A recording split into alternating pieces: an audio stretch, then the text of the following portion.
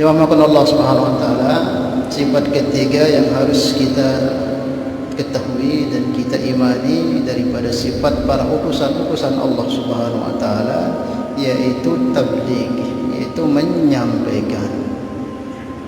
Dalam kitab akidah disebutkan apa itu tabligh?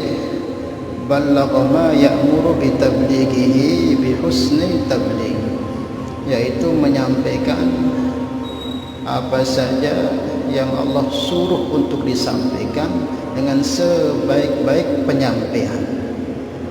Itu menyampaikan apa saja. Ballagha, menyampaikan perkara, ya'muru, yang dia diperintah, bitablighihi, untuk disampaikan, bihusni tabligh, dengan sebaik-baik penyampaian. Ini sifat ketiga daripada para utusan Allah Subhanahu wa taala. Mereka punya sifat senantiasa menyampaikan apa-apa saja yang Allah perintahkan kepada mereka untuk disampaikan kepada umatnya.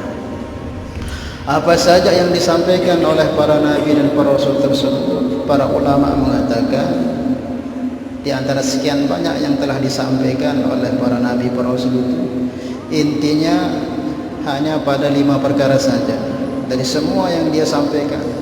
Sampai dikatakan khususnya Nabi kita Muhammad, tidak ada hal-hal di dunia ini yang kaitan tentang keduniaan atau keagamaan ukhrawi atau duniawi yang tidak disampaikan oleh Nabi. Sempurna disampaikan.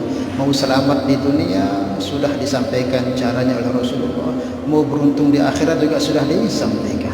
Ketika haji wada, Nabi katakan, hal ballagtu, apa aku sudah sampaikan kepada kalian semua? Maka sahabat tidak mengatakan ya saja, tidak mengatakan ya Rasulullah sudah sampaikan. Apa sahabat katakan? Haknya menyampaikan sudah Tuhan tunaikan. Jadi haknya bukan sekedar menyampaikan, tapi haknya menyampaikan itu, menyampaikan disertai dengan haknya, tuntunannya sudah Tuhan sempurnakan. Jadi sekian banyak itu tercangkum dari 5 hal saja yang disampaikan oleh para nabi tersebut. Dari sekian banyak yang disampaikan itu, yang pertama disebutkan dalam Al-Quran, laqad manallahu 'alal mu'minin id ba'atsa fihim rasulan minhum yatlu 'alaihim ayatina. Yang pertama, apa yang disampaikan mengenalkan mereka dengan Allah melalui ayat-ayat Allah Subhanahu wa taala, mengenalkan mereka tentang bagaimana mengenal Allah Subhanahu wa taala. Ini yang pertama, inti risalah yang dibawa oleh setiap para nabi dan para rasul. Ini intinya, mengenalkan Khalik kepada makhluk, mengenalkan pencipta kepada yang diciptakannya. Dalam ayat-ayat lain juga banyak disebutkan, ya qaumi u'budullaha ma lakum min ilahin ghairuh, wahai kaumku, u'budullah, sembahlah Allah, ma lakum, tidaklah bagi kalian, ilahan ghairah, Tuhan selain Allah. Dalam ayat lain, wa ma arsalna min qablika, tidaklah aku utus utusan sebelum kau, illa nuhi ilaihi annahu la ilaha illa ana, kecuali aku wahyukan kepada mereka bahwa sesungguhnya tidak ada Tuhan selain aku, kata Allah. Jadi misi pertama dakwahnya para anbiya wa rasul itu dakwah akidah tauhid, mengenalkan manusia dengan pencipta diri-diri mereka dan pencipta alam semesta. Itu yang pertama, yatlu alaihim ayatina. Maka enggak ada nabi itu tidak mengenalkan Allah kepada kaum itu, enggak ada. Karena itu inti utama dakwahnya para anbiya. Kemudian yang kedua, yatlu alaihim ayatina wa yuzakkihim, yaitu membersihkan mereka dari apa? Dari segala bentuk hal-hal yang akan merusak keimanan dan amal ibadah mereka, membersihkan mereka dari hal-hal yang akan merusak keimanan mereka, akidah mereka, dan segala bentuk amal ibadah mereka dibersihkan. Kalau yang merusak akidah itu apa? Kesyirikan, kemunafikan, itu merusak akidah. Itu pun diberitahukan oleh para nabi. Jangan kau sembah yang selain Allah, jangan kau yakin kepada selain Allah, jangan kau serupakan Allah yang maha sempurna dengan makhluk-makhluknya. Banyak sekali penyampaian-penyampaian yang disampaikan oleh para utusan tersebut terkait bagaimana selamatnya akidah kita. Kemudian menyampaikan juga bagaimana selamat amal kita dari segala kerusakan-kerusakan. Disampaikan bagaimana amal kita biar enggak rusak. Di sana jangan ada riaknya, jangan ada takaburnya, jangan ada hasadnya, jangan ada ini dan itu. Semua itu akan merusak segala bentuk ibadah-ibadah yang kita buat. Nabi sabdakan al-hasad ya'kulul hasanat kama ta'kulun narul khatab. Sifat hasad, dengki, iri, kalau bahasa ente dengki ini, hasad ini telonate, dengan semua nikmat iri, perbuatan seperti itu tuh ya'kulul hasanah, akan menghabisi segala bentuk ibadah, kebaikan yang kita buat. Kama ta'kulun narul khatab, sebagaimana api itu melahap kayu-kayu bakar yang kering itu. Berapa banyak kayu bakar kering di tempat kita ini, kalau tersentuh api hangus semua, dilahap semua. Begitu juga sifat hasad. Sombong juga begitu. Siapa yang ada sombong di hatinya walau sebesar zarrah, zarrah ini seperti sida buka bali sida kelemak-lemak, kemudian masuk yang namanya sinar matahari, sida serius arah sak kebar-kebar nus kecet terbang-terbang, itu namanya zarrah. Sekecil itu ada sombong, maka apa jaminannya? Tidak akan dapat cium bau surga. Cium bau surga enggak dapat, apalagi masuk. Nah, itu diberitahukan oleh Nabi cara membersihkan supaya selamat amal kita dari kerusakan-kerusakan seperti itu. Wa yuzakkihim, membersihkan mereka dari rusaknya akidah-akidah kita, umatnya, hambanya, dan membersihkan mereka supaya tidak rusak amal-amal yang mereka buat. Namanya kita buat amalnya kan capek, lelah, tapi ngerusaknya itu cepat sekali. Biar tahun tengaji ini dengan kita buat satu dosa yang tidak kita taubati, itu bisa menghanguskan semua yang telah kita buat. Namanya membangun itu memang berat, kalau ngerusak itu mudah. Ini masjid ini sampai negeri di Manara selesai pembangunan masih ada terenovasi. Lagu Lamunara perintah untuk hancurkan, mungkin sejelo dua jelo hancur. Mudah, ngancur itu mudah. Nah, gitu yang merusak amal itu mudah ketimbang berbuat amal itu. Nah, kita diberitahukan oleh Nabi tata cara biar itu tidak rusak amal-amal kita. Kemudian yang ketiga, misinya apa? Wa yu'allimuhumul kitab wal hikmah, yaitu mengajarkan, menerangkan tentang ilmu-ilmu yang ada di dalam Al-Quran, yaitu syariat, tata cara bagaimana sholat, puasa, zakat, haji, dan macam-macam yang ada di syariat agama ini. Cara munakahat yang benar, nikah itu bagaimana yang benar, kemudian cara muamalah jual beli bagaimana yang benar agar tidak termasuk jatuh ke dalam yang haram-haram. Nah, itu diajarkan, disampaikan oleh yang mulia baginda Muhammad Mustafa SAW, khususnya nabi-nabi terdahulu. Itu yang ketiga misinya, menyampaikan risalah syariat kepada umatnya. Ya ayyuhalladzina amanu, wahai orang-orang beriman, aqimus sholata wa atuz zakah. Perintah kita untuk tegakkan salat dan sampaikan zakat. Belum dibahas dalam hadis-hadis beliau tata cara dan sebagainya. Itu yang ketiga misi para nabi. Pertama, menyampaikan, mengenalkan makhluk kepada Khaliknya, kemudian membersihkan amal-amal mereka dan akidah mereka dari kerusakan, kemudian juga mengajarkan syariat, tata cara berhubungan dengan Allah biar benar, biar diterima oleh Allah. Kemudian yang keempat, apa misinya? Menyampaikan bahwa diri ini seorang rasul. Jadi dikenalkan dulu, dikenalkan wahai kaumku, aku ini adalah utusan Allah. Bukan sombong, memang harus dikenalkan. Makanya bedanya para nabi dan rasul itu, kalau rasul diberi syariat, diamalkan oleh beliau dan harus disampaikan, wajib disampaikan kepada umatnya. Kalau nabi enggak, syariatnya hanya berlaku untuk dia, cuman wajib dia sampaikan bahwa dia itu nabi kepada umatnya itu, supaya umatnya tahu sehingga beradab dia dengan nabi tersebut. Paham ya? Kalau rasul itu sudah tentu nabi. Kalau nabi belum tentu rasul. Nah, rasul diberi syariat untuk diamalkan olehnya dan wajib disampaikan kepada umatnya. Itu rasul, agak berat tulisnya.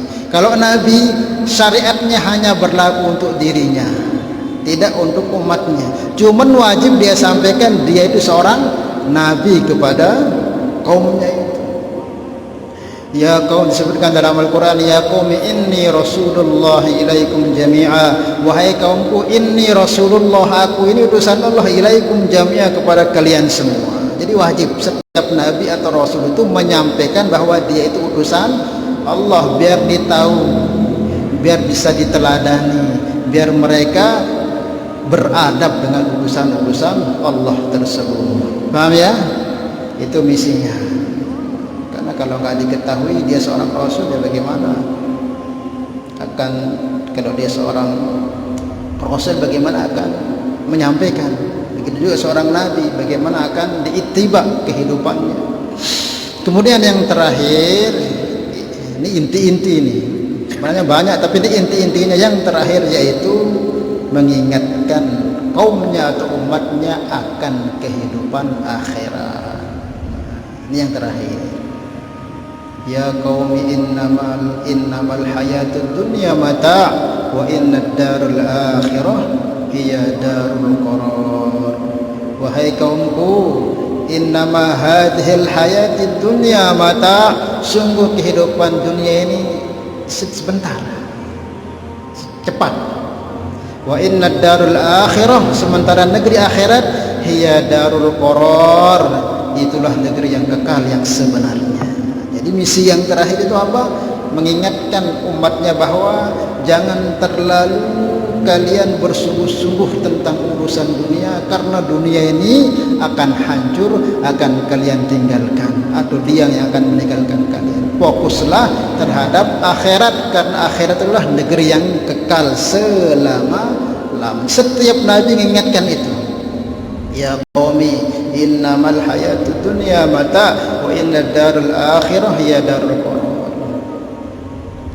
Bal tu'thirunal hayatad dunya wal akhiratu khairu wa abqa.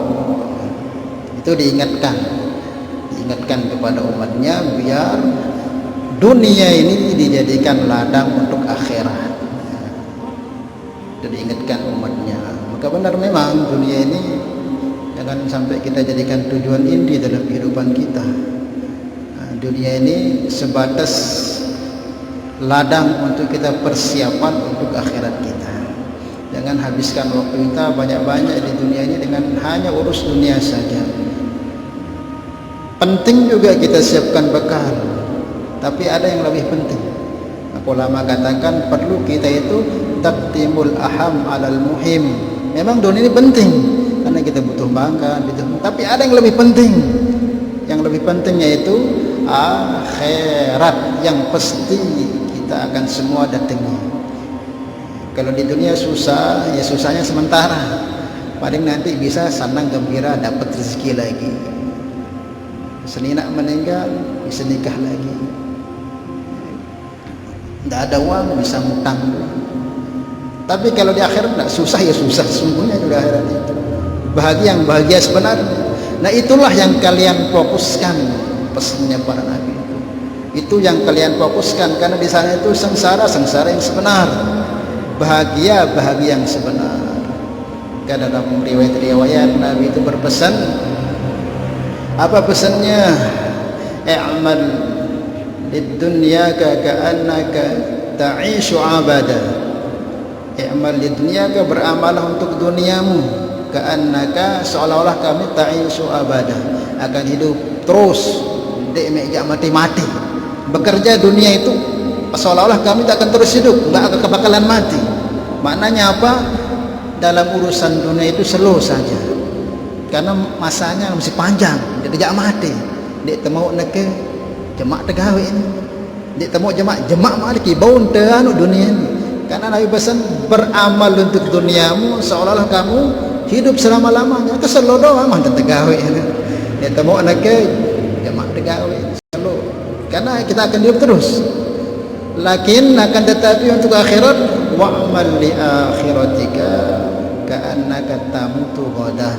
Tapi untuk akhirat seolah-olah enggak ada waktu sudah selain hari ini. Jemaah anu terponis dak mati wah. Enggak ana arah waktu tele delone doang. Nah, itu untuk akhirat. Dia tahu arah waktu sejemaah wah. Maka betul-betul semua jenis amalnya kita fokuskan selesaikan saat itu. Nah, itu untuk akhirat. Dia tetap yang si Nabi itu untuk laun wah ngaji, jemaah wah ngaji, jemaahlah aku berjamaah jemaah dan bau. Maka ini pesan Nabi, jangan sia-siakan waktu-waktu yang Allah berikan di kehidupan kita yang sesaat di dunia, kan bernilai besar. Dalam riwayat disebutkan inna aktsara siha ahlan nar minat tathwib. Kebanyakan teriakannya orang-orang di neraka kelak itu teriak gitu, nyesal apa minat tathwib, karena nyesalnya waktu-waktu yang mereka telah lewatkan dengan lalai atau dengan maksiat kepada Allah. Waktunya banyak kosong di dunia ini dengan dilewati dengan kelalaian, dengan kemaksiatan. Itu yang dinyesalkan. Dia teriak-teriak makat lah ikut nganu, makat lah ikut nganu. Hanya salik itu sudah ada gunanya. Jangan kita remehkan waktu ini, berharga. Makanya Allah bersumpah wal asr demi masa. Saking pentingnya waktu yang sekarang ini seolah-olah kita anggap penting, biasa saja, berjalan. Nanti di akhirat jangankan yang di neraka, masalah waktu ini, yang di surga pun nyesal. Surga ini kan tempat kenikmatan, dan neraka susah pun.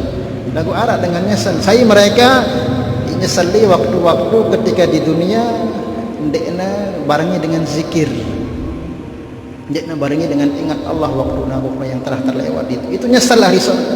Laisa yata'atsaru ahlul jannah illa sa'atin marrat bihim wa lam yadhkurallaha fi. Tidaklah menyesal hari surga itu kecuali waktu-waktu yang marrat bih, yang terlewat dari mereka, sedangkan mereka tidak ingat Allah di waktu-waktu itu menyesal mereka. Karena bedanya satu subhanallah dengan temannya ini, satu aja beda subhanallah itu, tingkatan surganya jaraknya bedanya itu sejauh langit dan bumi. Beda segi subhanallah, nyesal Allah. Ipada amalannya si pulan cuman beda kepada si malaikat. Aku kan kencebaturku ni lai barangku ngaji, barangku jok baby duan kanji sampai mati bareng. Maka dia cok surga aku lete. Arah sikit beda me ganci ya kelebihan sikit dalam subhanallah semenuti sedih. Sekarang kan itu waktu tersia-sia begitu saja. Ya besoklah kita sama-sama, mudah-mudahan kita termasuk golongan orang-orang yang betul-betul memperhatikan waktu kita. Nah, itulah inti dari misi para nabi tersebut. Yang terakhir, mengingatkan kaumnya, umatnya akan negeri akhirat. Mafhum insyaallah ya. Maka mustahil kitman, menyembunyikan.